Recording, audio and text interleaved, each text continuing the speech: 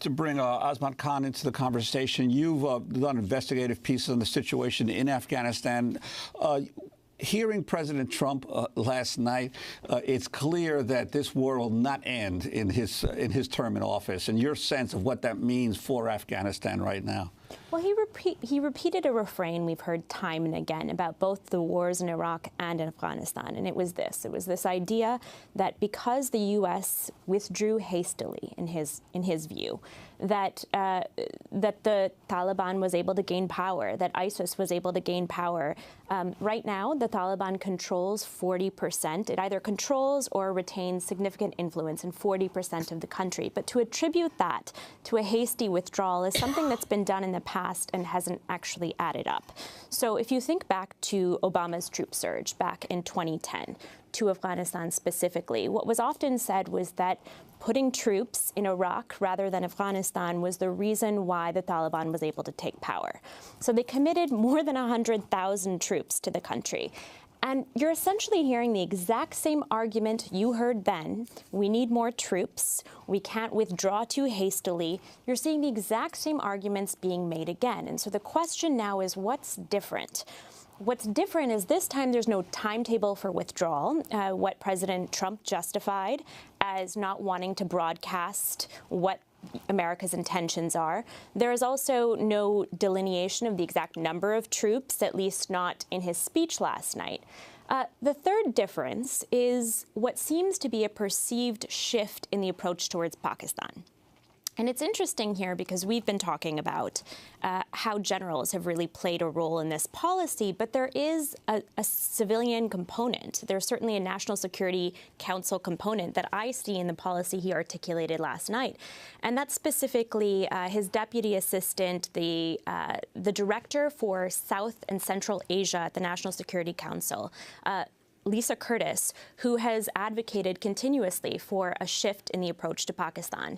And you saw some of that last night. Now, he didn't get specific, but if you go back through papers that Lisa Curtis has published, you'll see some of the options that are on the table and that seem to be articulated last night, if not specifically, but alluded to. And these include things such as airstrikes in Pakistan, expanding them, possibly even continuing airstrikes, for example, in other parts of Pakistan that have not traditionally been hit by airstrikes.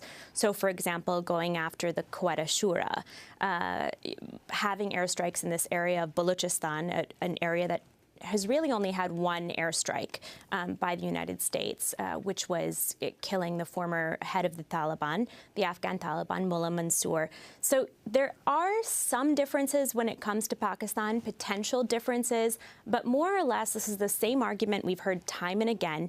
There really is no advocacy for a political settlement. What was the one way to possibly get to some kind of a solution that didn't involve military force, given the fact that if you look at this history, this surge of troops has not yielded the result that was anticipated back when the surge happened in 2010. In fact, the Taliban today is stronger than it was back then. Azmat, how much of last night do you think was motivated by Charlottesville? Well, he never talked about Charlottesville.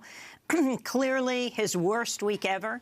After President Trump has a terrible week, usually there is a foreign enemy that you locate to distract attention. This is the dead of August. It was the day of the eclipse as well. And it made me think back to George W. Bush.